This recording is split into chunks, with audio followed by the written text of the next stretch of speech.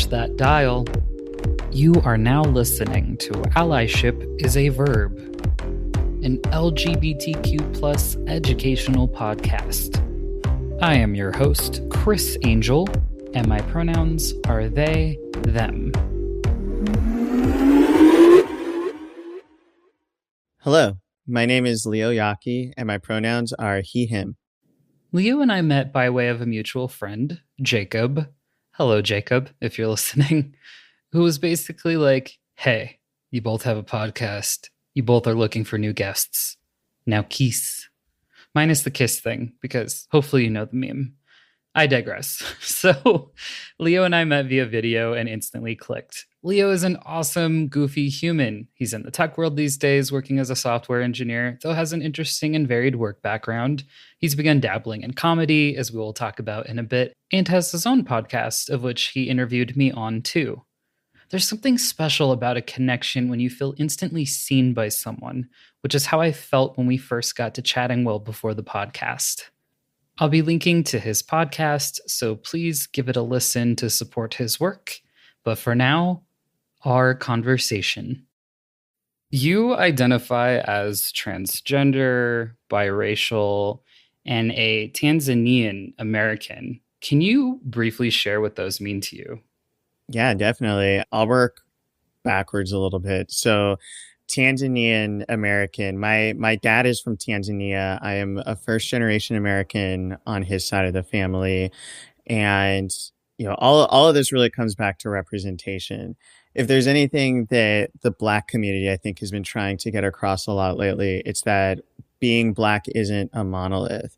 And there's so many different representations of Blackness. And in my particular experience, being from Tanzania, I just don't meet a lot of other people with connections to that country. Most of the people that I know who have been to Tanzania have been white people being on some sort of mission to like save starving children or some shit like that. Yeah, exactly. So, and part of the reason why, you know, it all still goes back to colonialism. It comes back to white supremacy because in a lot of the former colonies throughout the world, in some of these, you know, quote, developing countries and stuff like that, the colonizing powers that be, you know, the US, Britain, all of that, they kind of had their golden child countries that they, in turn to this day, have still invested a lot of resources, capital, military bases, like all that kind of stuff. And in East Africa, which is the region where Tanzania is, that golden child country happened to be Kenya. And, you know, this is no slight against Kenya, nothing against Kenya. It's just that this is why oftentimes when you hear about people talking about East Africa or being familiar with East Africa or having connections to East Africa, you're going to hear about Kenya more than you're going to hear about Tanzania or Uganda. I've never met anybody from Uganda, but all these three countries border each other prior to colonization and the, you know, European powers drawing up borders and stuff like that. It's similar to what we did to the indigenous people here, right? You know, they're indigenous nations whose land was divided between the US and Canada border. And so similar things were done to the indigenous people, to my people in East Africa. So I think it's really important to show that I'm here, you know what I mean? That we exist. And, you know, even just by putting the Tanzanian flag in my bio on social media profiles, I've had people find me because, again, there's not a lot of us. And whatever I can do to just like literally raise that flag, I almost feels like it's my duty to do.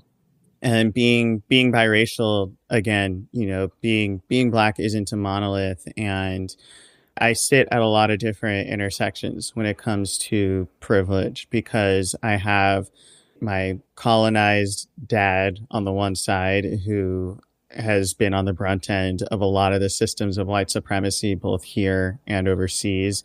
But I also have my mom who's white, and our family on that side have experienced a lot of the benefits of white supremacy. And I see how that privilege plays out in my own life. I'm always Black. I will never not be Black.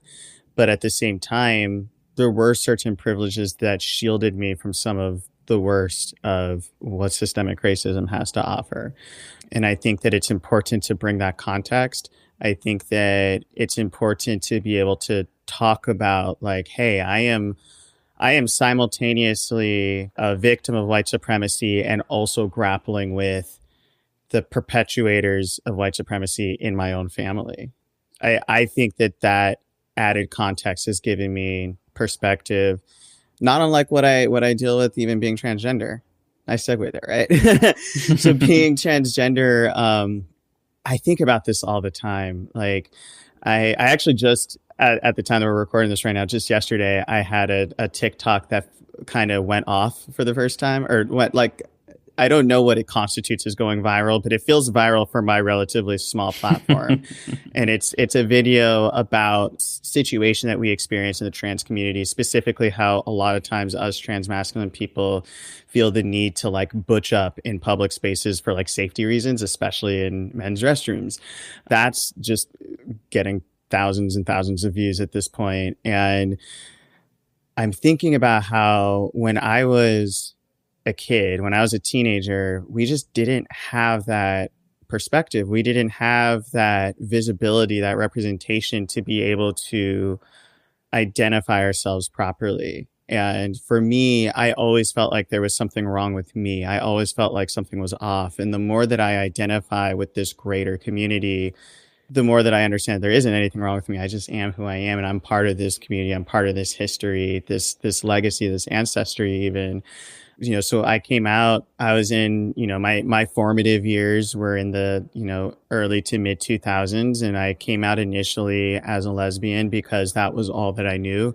I knew from a young age that I wanted to be a boy, that I identified more as a boy than a girl. But at the time, it was not clear that that was an option. Slowly but surely, it went from coming out as a lesbian at 13 to eventually, finally, when I was 25, coming out as transgender. And at the same time, I like got into the tech industry right away. So I went from, you know, kind of being this butch lesbian to transitioning and presenting as a man and also being in a very male dominated industry.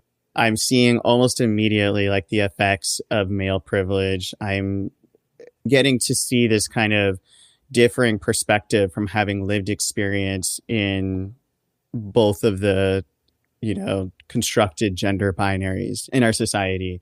So I think that in all of these cases, again, just these kinds of representation were not things that were common growing up. I didn't meet people who are from Tanzania. You know, out of all these three, there was probably the best representation for biracial people. You know, I mean, like, we have Obama, for Christ's sake, but, you know, there wasn't a lot of stories and, you know, like real, yeah, I guess there just wasn't a lot of tangible representation. Because at the end of the day, it's like, okay, cool, the president's biracial, but what does that actually mean to a average person like me? Like, I'm not going to be president. Come on.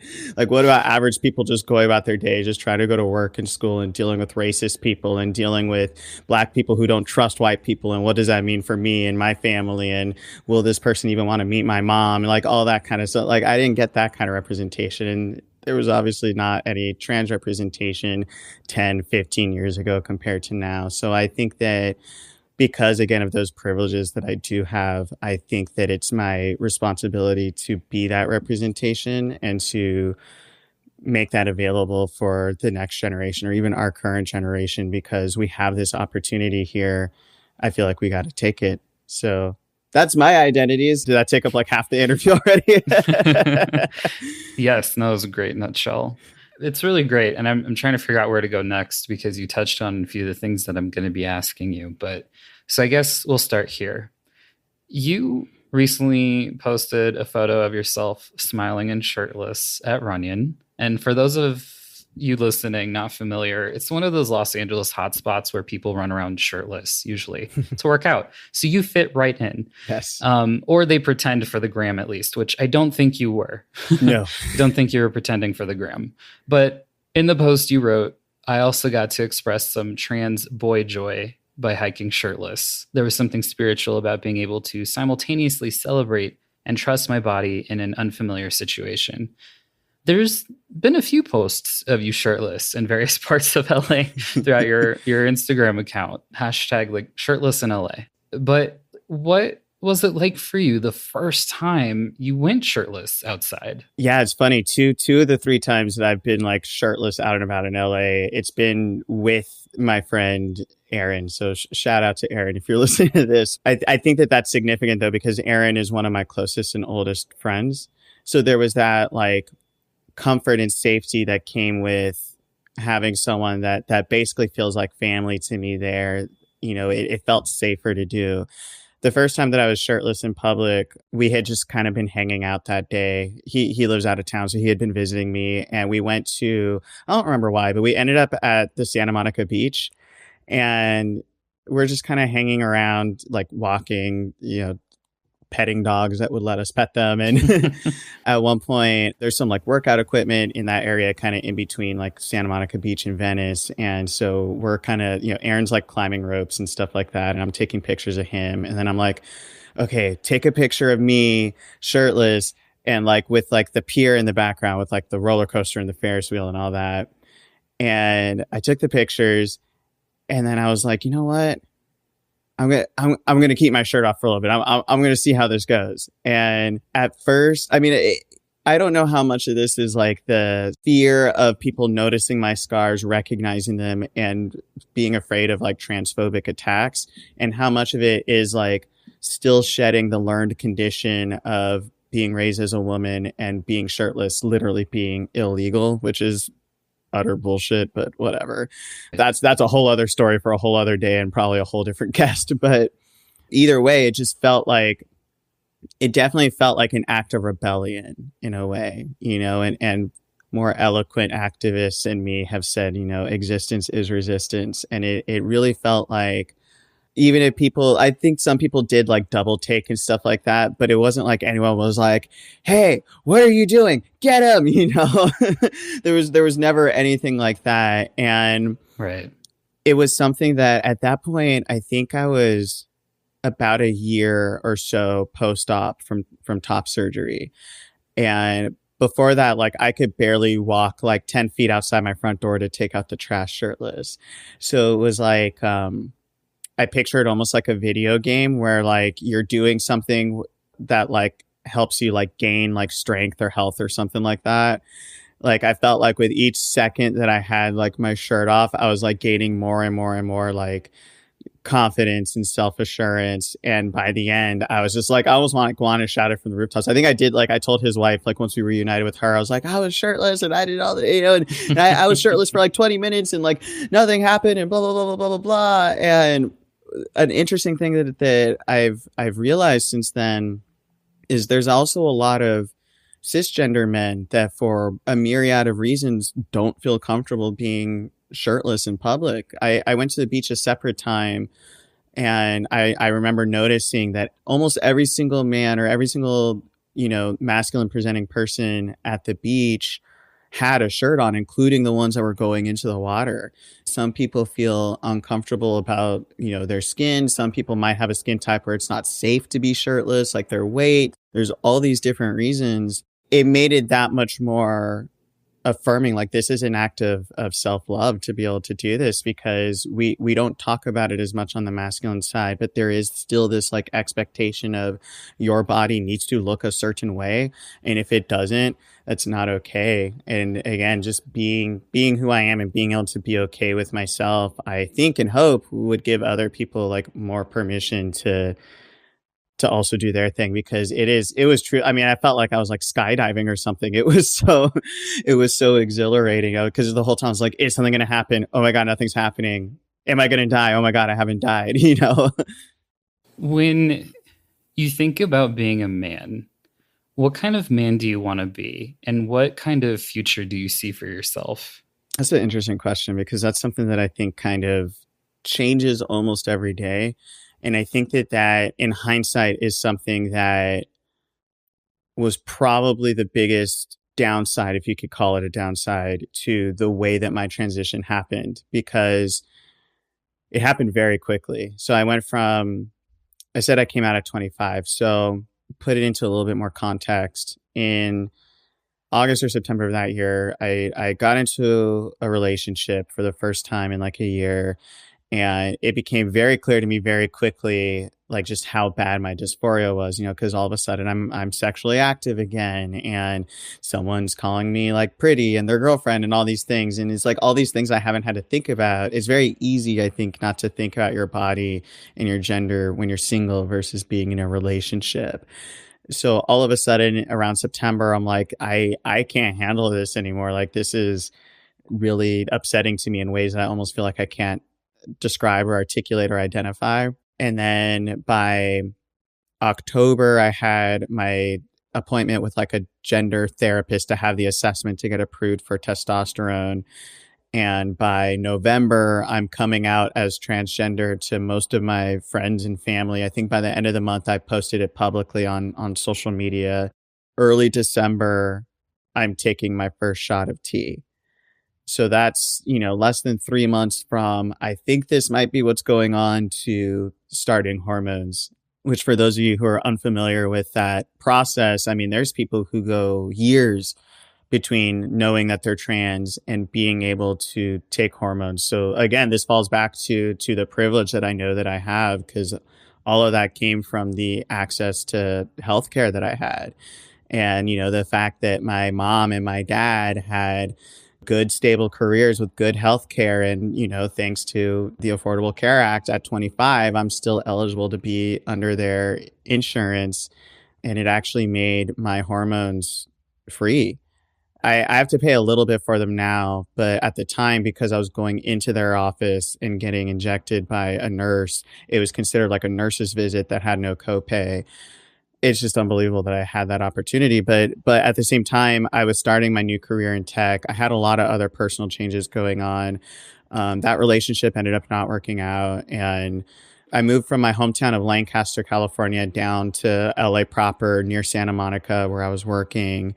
And I get thrown into this. I mean, for those of y'all who are unfamiliar with the tech industry, it can be very toxic. And I worked in an office that kind of resembled a frat house. I mean, we're going out to drink all the time. And my boss says things about like basically implying that the only way to like get ahead is to go out and drink with them all the time. And I'm living in LA by myself for the first time ever. I have very expensive rent. This is a brand new career I want to do well in.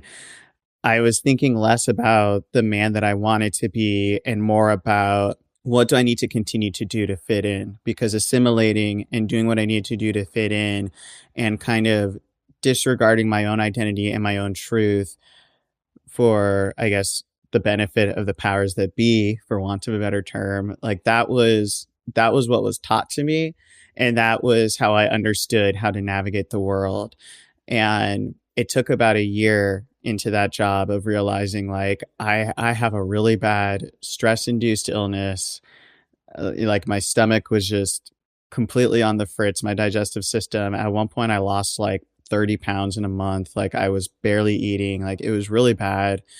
And I realized it's like, I'm not the person that I want to be. Like I am happy with the changes that I've made so far with my body, but the changes on the inside, I'm not happy with at all, because again, now I'm looking at, I went from being this like gender nonconforming woman that has to kind of keep their mouth shut to be able to survive, to like, now I'm fully, passing or whatever as a man.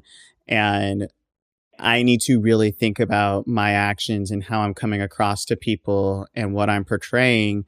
And also, do I want to fit in these situations where the masculinity is really toxic? Because I realized then that even going through this transition, even having that perspective of living in both of the gender binaries, I still had a very limited idea myself of what masculinity was and what was okay to be and present as a man. And it took a while to really unpack all of that. And I'm still unpacking that, I think, of like really just being able to accept myself. I mean, I mentioned earlier that, I talk about, like butching up for safety reasons. I mean, there's a big difference between like kind of adjusting my walk-in demeanor when I go into a men's restroom versus like trying to fit into a social situation that at the end of the day, I don't even have to be in at all.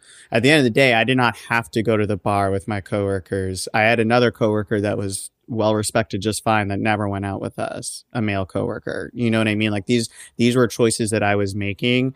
And at a certain point, I had to kind of come to terms with that. And so now at this point, I'm really readjusting like who my role models are. Even my own dad is someone who grew up in a matriarchal society who really reveres women in leadership. So I had that great example. My stepdad does a lot of like things that don't fit into traditional masculinity too, and just again just looking at people that I can try to emulate and combining that with my own lived experience to kind of create my own version of masculinity. Something that happened to me, which was interesting because, there's medical transition, social transition, legal transition, and then those are different buckets and different things fall into those buckets. But socially and starting medically as well, I noticed some friends I wasn't super close to, like acquaintances while I was in college, were just like, oh, well, if you're trying to be a man now, this is what you need to do, which they were missing it because it wasn't my goal. Yeah. That wasn't my goal at all. I was never telling anyone that I wanted to be a man because at that time I was identifying as genderqueer, but now I've landed on non-binary and trans and queer. So, but yeah, at that time, a lot of people felt like they had to take me under their wing or something and be like, well, you're a man now, so you got to do this and that and the other. And like, Yeah. What? Like, have you had those moments with anyone? I haven't had those kinds of moments explicitly, I would say, but I have had the weird experiences where people started to treat me different because of my gender expression. I have one friend in particular that I'm thinking of right now that I'd known for probably about 5 years prior to transitioning. And in greeting or in parting ways, we used to like hug each other. And then the first time he saw me after I started to pass, and he didn't really see me in that in between where I was starting to come out before my medical transition. So, the last time he had seen me, I was still going by my old name, she, her pronouns and all that. Then all of a sudden my voice is deep and, I'm going by he, him pronouns and the whole 9 yards. And he like didn't want to hug me. He felt weird about it because he doesn't hug other men. And so it was this simultaneously like, thank you, but also what the hell is wrong with you? Like, you know what I mean? Like, I guess it's good that you're treating me the same way that you would treat any other man, because that means that you respect my gender identity. But at the same time, this is weird, man. Like, we've literally hugged in the past. And also, why are you this bothered by hugging your male friends? Like, why is everyone's masculinity so damn fragile? Like, it's so weird to me. I think for me, what I experienced more was like realizing that there really were things that I couldn't do or say anymore.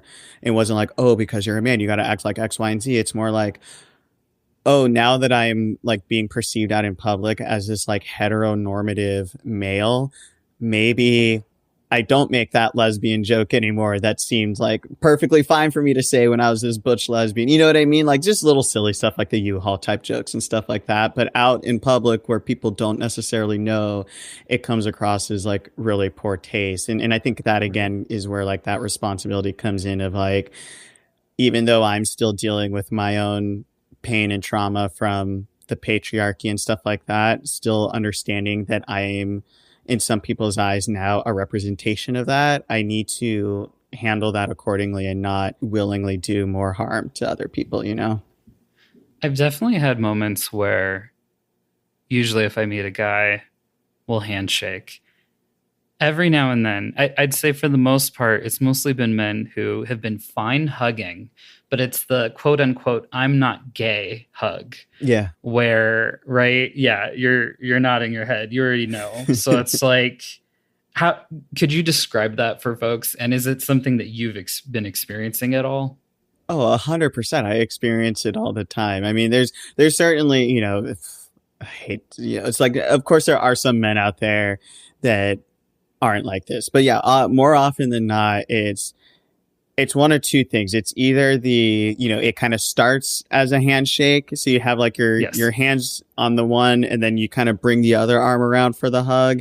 And in that case, you can kind of do whatever because you have the hand. Right. The hands are like a barrier, right? You're not chest to chest because you're still like hand to hand. So like it's okay to have the pat. Exactly. There's a barrier. We've left room for Jesus. We're good to go. But then with the two arm hug, it's like, yeah, it's like very just like pat pat, like very quick, like we're not trying to be here for very long. But like hard too. Like, and it's usually three. I think we're a culture that likes to do things in threes. Yeah, but it's like usually kind of hard too. And I'm like, am I just too sensitive, or are you just like extra like I'm not gay, like doing the pat, you know? It's like we have to show that we're tough. We're hugging, but in a tough, manly way. Yeah, and I'm just like, oh, this just feels gross. But at the same time, recognizing if that's someone else's comfort level, I do like to touch people in a way that's like consensual. So in a greeting, I love doing either a fist bump, a high five, a hug, to someone's comfort level. Yeah, same. But like that is the only thing. That's the only like one so far that I'm not really comfortable with at all, because it just feels gross and feels weird for me at the end of it because of all the like toxic masculinity wrapped in it. So yeah, that's been hard. Yeah, and there's layers to it, right? Like there's the layer of, oh, I'm not gay. I got to show you that I'm tough and I'm not gay. And it's also like, oh, I have to treat you rougher in as opposed to the delicacy, I'm treating a woman gently because she's a delicate little flower. You know what I mean? Like there's this weird like understanding sometimes I think amongst toxic men that women need to be treated with some sort of like care, which again, because what you're saying implicitly is that like, oh, you're not strong like us. You wouldn't be able to handle this manly man hug. Like I can't do that to you. That would be abuse. And it's like there's so many layers to why that's bothersome. I don't really like those hugs either. I'm like, just like actually hug me or just don't. Like we can just shake hands. Like it's really not that serious. Yeah, or I think especially at my first tech job, there was the awkwardness of I don't know what handshake we're going to do, Yeah. And it made it really confusing for me. And then having to like adjust accordingly very quickly based on their body language. Yeah, what a wild time. So, I mean, let's go into the work stuff. You wrote a blog post for your website in which you shared about your experience with your first tech job and medical transition. It became incredibly complex and layered because starting a new industry is tough. Going through a second puberty, different from the first round, is also challenging. But on top of all that, HR for your new place of employment at that time also went against your wishes and told everyone before you started that you were trans, of which they had no right to do. And you recognized that you were the only Black guy there. So the phrase, holy vulnerability, Batman, comes to mind. So everything you shared in the post, I was reeling from, because any one of those things on their own would have been enough to go through, but you got hit with all of it. And one of the things you touched on specifically a few times throughout that post was how important it was for you to feel in control of your narrative. So I'm wondering, can you share more about that? We'll be right back after this break. Is your water bottle lonely, lacking colorful stickers? Is your reusable to-go coffee cup just not queer or gay enough? Do I have stickers for you? My 2 and 3-inch stickers are in a hexagon shape, so you can playfully arrange your pronouns and various LGBTQ plus flags. Even better, they're holographic. Check them out on my Etsy shop at Gender Sexuality Info. Go to gsi.gay and click on the shop link. Thank you for listening. And now back to the learning. Yeah, definitely. So first of all, to clarify, in the like 1% chance that any of them listen to this, I was the only Black guy in the engineering department. So we had a Black guy that was like in IT, like did all our IT stuff. like our emails and all that. And there was another Black guy in the sales department. Still tokenized to a degree there, right? Still not a lot of, yeah. Yeah. Oh, yeah. This is an office of maybe 70 people by the end, something like that. The vast majority of which were in the engineering department. So yeah, I mean, but just in case any of them listen, I'm like, I don't want No, and that's totally important. Not the only one in 70, but close enough. Yeah. I mean, there's a few reasons why I wanted to control the narrative there. And the biggest one was I have no idea how anybody's going to react to me being trans. And with this being a brand new career, I don't want that to be a factor in whether or not, like, it's going to be stressful enough. It is stressful enough dealing with, am I doing a good job? Am I doing the right thing? Am I going to just get fired because I'm messing up? You know, imposter syndrome is real. These are things that anyone from any demographic is going to face. So then also having that added layer of, are people going to like try to kick me out of the men's room when I go to the bathroom? Like for those first few weeks that I worked there, I basically like would really limit my water intake so I wasn't going to the bathroom at all.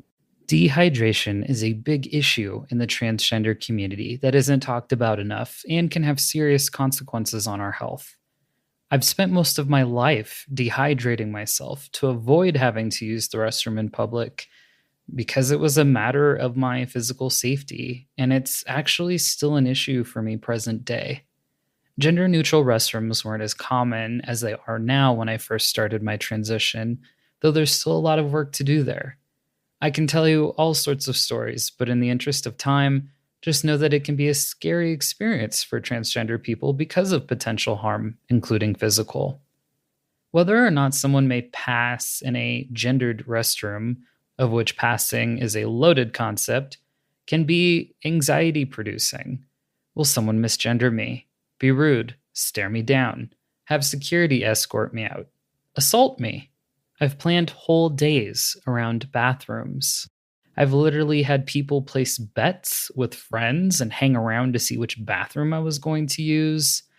I've also had to go well out of my way to somewhere discreet, which can be even more scary because if someone knows me and stakes me out, I'm a perfect target for harm. That's why I want to briefly advocate for gender-neutral restrooms in a place of work. If your workplace doesn't have one, this is a great way to practice allyship. And it's not just for transgender people or the LGBTQ plus community overall. There's lots of reasons someone may need a gender-neutral restroom. For example, those who require caregivers and the caregiver is of another gender. ADA, Americans with Disabilities Act. Compliant bathrooms, making them more accessible to people with handbars or larger stalls. Or parents who have a child of another gender and may also need access to diaper stations, of which isn't always in the men's room. So this is why gender-neutral restrooms or family restrooms aren't just a trans issue, it's a people issue. And hopefully now you can see why it's a great idea to advocate for them where you are. And now back to Leo. During my work day. And that's, you know, so now I'm also like having a hard time concentrating because I'm dehydrated and stuff like that. That ability to control the narrative was taken from me, put me in this, I think there's this perspective that a lot of people have, a lot of people with a lot of privilege have, that, you know, when you go to work is this like neutral place. And that couldn't be further from the truth. I mean, a lot of how I felt, it almost felt like I was on like Survivor or something. You know what I mean? Like in one of these places where it's like, I know I'm the outcast. I know that if we were to vote somebody out, like it would be me.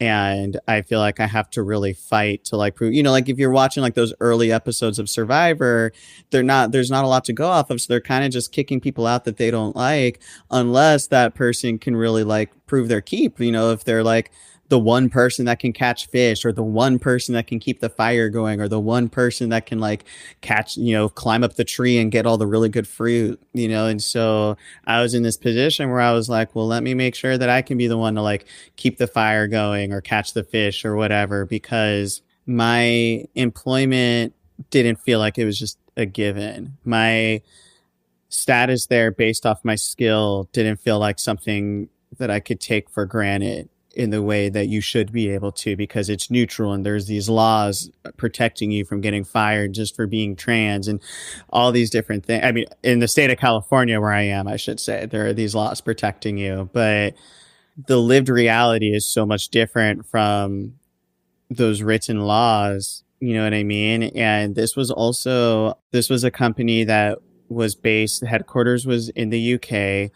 All of our top management from the director level up were white, predominantly men from the UK. You know, I heard, so in addition to, you know, like being afraid of like, you know, kind of being the only black person, being the only trans person, having this secret out, I'm also hearing, you know, because this was during the time of like Boris Johnson's election, and or not, was it his election? It was during Brexit election. I can't remember if he got elected at that same time or not, but I heard some like really horrible things being said about African immigrants in the UK from people who were like in favor of Brexit.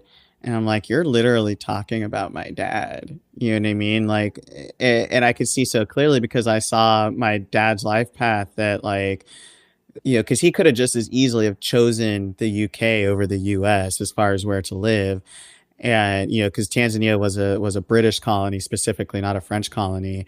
And I don't know, it was just like to see these cycles of power right in front of my face, to kind of understand that I was a part of it, to not really have any context for how I was doing in my job. I was supposed to have regular one-on-ones with my manager. Those weren't happening. So like I'm actively asking him, like, what can I do in my job? Like, am I doing the right stuff? Should I be working on something else? Like, what should I be focusing on? He wouldn't really give me any answers to those questions. But then when it was time for like my annual salary review, which is just a standard procedure for everyone in the company, he had a whole list of reasons for why I didn't deserve a raise. And even after admitting all year long that I had been underpaid, and realizing more after talking to other people within the industry outside of the company that I was underpaid, even for being entry level, given the size and location of that company. But again, you know, at the same time, I'm brand new to this company. I'm brand new to this industry. I don't feel like I can bring any of that stuff up. I basically, the underlying tone that I'm dealing with, even in talking to like my parents about it, is like, well, this is still more money than you've ever made. Like, you should just be grateful and keep your head down and get your work done. And I tried to do that, and I literally got so sick from that. I mean, I spent basically the entire year of 2019 very, very ill. Like, could not eat. I was for a while on a very restrictive diet of like tilapia and like plain rice and bananas and yogurt. And like that was all I ate for like a few months there, because I just had these horrible flare-ups, this really bad inflammation. And after all these tests and tests and tests, the doctors were like, we don't see anything physically wrong with you. It must be stress related. And it took almost a year, I think, of being away from that job before those symptoms subsided completely. And at this point, I feel so grateful that those symptoms have subsided, because oh gosh, it was so bad. And for a while, I was just like, is this just my life? Like, did I just completely ruin my body for this job? And again, I am still in a position where I'm fortunate because I was able to get out of it. And that's not everybody's reality, you know, because through all that, I was still building a network. I still had people who were looking out for me, and I was able to get out of there. And not everybody has the resources and capacity to be able to do that, you know? So it was still almost this like survivor's guilt of like, well, now I've gotten out of it, you know, like it's just, it was rough though, you know, it was really rough. And I thought the whole point of starting a new job right around this time was that I could like skip over that weird, like, okay, now I'm going to tell my coworkers what my new name and pronoun is. Like that was supposed to be like the one benefit of like having all this change compounding at once. And then it just ended up not working out that way. Tan France has a memoir out. You read it, and something he touched on resonated with you. What was that? Yeah, this feels a little bit like a quiz, so I hope I answer this right. The main thing that resonated with me about Tan France's story is that it was basically, it felt like my experience, but the inverse. So Tan France, for those of you who are unfamiliar, gosh, I hope that's no one because he's amazing, but he's the fashion person in Queer Eye, and he was raised in the UK. He's from a Pakistani family, and he's a gay man. So for him growing up in the UK in like the 80s or 90s or whatever it was, he dealt with so much racism that even though he kind of knew he was gay, he really brushed it aside for most of his formative years because the terror of racism that he was dealing with was so in his face and inescapable that it was like, why compound it by also being gay? And what I experienced was the inverse, because again, just kind of going back to the shield of privilege that I do have from being half white. In my formative years, I was already, I mean, I looked like a butch lesbian before I came out as a butch lesbian, basically. Like I had my hair cut basically as short as it is now. It's been like this since I was like 7 years old. I've worn my brother's hand-me-down clothes since I was like 4 or 5 years old. So when I came out as a lesbian, I was already very like masculine presenting. And as a result, it was very obvious to people that I was a part of the LGBTQ community. Because of that, and because I came out at a kind of young age, right as gay marriage was like a very big nationally debated issue in the political spectrum, I dealt with a lot of homophobia. I realize now as an adult that not everything that I experienced was homophobia. Some of it was racism. Some of it had nothing to do with my sexuality. Some of it had nothing to do with my gender presentation. However, as a child, I think it was so much easier to attribute a lot of that just to the homophobia by itself, because I think that compound of I'm Black and I'm gay, and what is that going to mean for me in my place in the world would have been so much harder to cope with. I didn't really start to unpack my relationship with race and racism until after I came out as trans and started to pass. And I actually predicted that really early on. I was like, I think that once I really start to pass, I think that my relationship with race is going to change. Like that was a thought that came seemingly out of nowhere, but it proved that somewhere deep down, I knew that this was happening and just didn't want to or couldn't face it. So when I read Tan France's story, I was like, oh my God, again, representation matters. Like, cause I thought that this was like a bad thing that I had done almost to like ignore one part of myself or my struggle. But I realized that, you know, if he did it and I did it, then probably a lot of us with intersecting identities do it. And that's okay. And we deal with things as we're able to, because our brains are amazing like that. They'll shield us from things that we're just like not ready to face.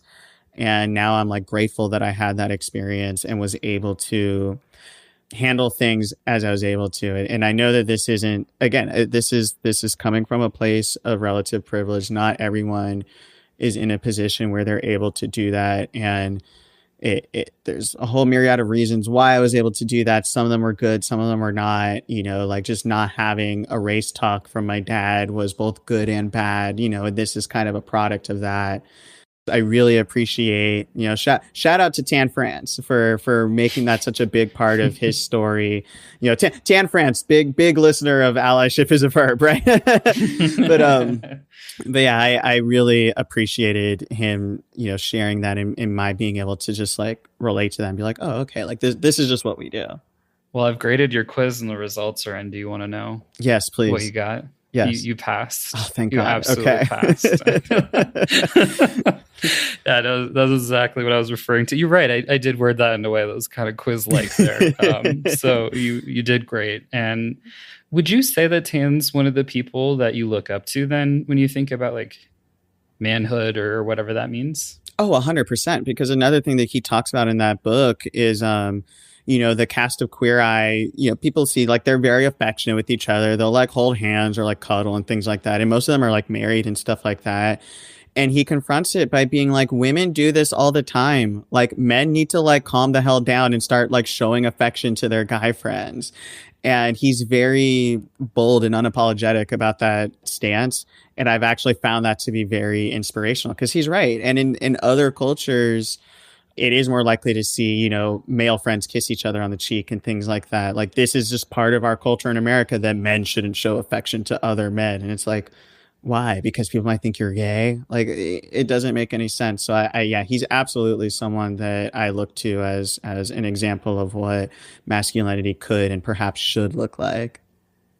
Part of allyship is recognizing that we make mistakes because we're human. Is there a time you wished you had done a better job of practicing allyship, and what do you do differently now? Yeah, I mean, a big part of it for me, I think, again, just kind of goes back to how I was acting in that job. A lot of it is around like my allyship towards like women, lesbians, because there was so much of me that thought that like, oh, because this was part of my lived experience, it's still okay for me to joke about things or be casual or kind of be not in like specifically like women's spaces, but like if I'm in a group of women, so to speak, like I not really being mindful of what my presence is bringing to that. I remember at one point I was talking to someone. I wish I remember the specifics of this incident, but I remember I was talking to someone about a lesbian couple that was like moving in together, something like that, like really early. And I was like, yeah, I mean, you know how lesbians are. And then just like kept going along. And I realized in hindsight, like, oh my God, like I'm not even sure this person knows that I'm trans. Like, this just sounded like such an asshole thing to say, like me just like generalizing about this group, even though like that was literally my experience. I literally was in a lesbian relationship where we moved in together like 3 months in and got engaged like 7 months in. I am talking about my own lived experience. I have done this before, and I'm joking from having been there and done that, but without that context, it's just not really the other person's job to just like take the joke. You know what I mean? Right. So those are some of the kinds of things that like I really just like work on now. And I think that's a big thing for me in general, you know, because like I dabble in comedy a little bit, and you know, just because I think something's going to be funny doesn't mean that it needs to be said.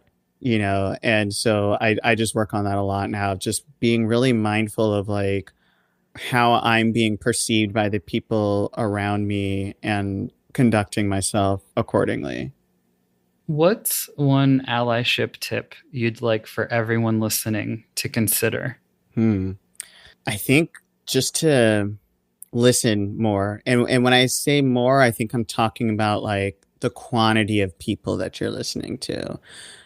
For example, if any of my friends are listening to this right now and I'm the only trans masculine person that they follow or listen to, maybe it's time to change that. You know what I mean? And I'm not thinking of anyone in particular. I've actually noticed more so that in a lot of cases I'll be like my friend's only black friend, and I'm like, that's probably not great, you know. And because I'm also myself still learning so much about this, you know, and like I said earlier in the interview, like there's just so much out there, like on social media.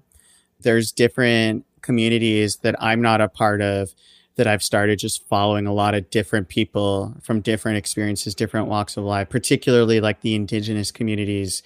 I'm really trying to follow and just listen and pay attention because there's just so much to be learned from that. And I think that the fallacy of just like following like one person is that they're still human and they're still figuring it out themselves. So just having that myriad of experiences, and it could just be as simple as like following a bunch of different people on this one social media platform or reading books or, you know, just whatever that looks like for the individual person, just making sure that they're getting that insight and experience from different people. I'm so grateful to Leo for sharing so much of himself in this episode. Before you go, I will leave you with some questions for self reflection or journaling based on what we discussed. Number one, does your place of work have a gender neutral restroom? Number 2, have you ever had to plan your day around using the restroom? Number 3, have there ever been bathrooms that made you feel unsafe? Why? Number 4, do you have only one friend of a particular race or ethnicity? How come? Number 5, what are you doing to diversify your social media feeds? Number 6, do you take the time to actively listen to people of different experiences than you? Number 7, have you ever thought about how your presence might impact those around you? Number 8, what does manhood mean to you, even if you don't identify as a man? Number 9, who are your role models? Are they people you try to emulate? Visit allyshipisaverb.com for any resources and a full transcript of the episode. And remember, sometimes allyship means actively seeking out more voices.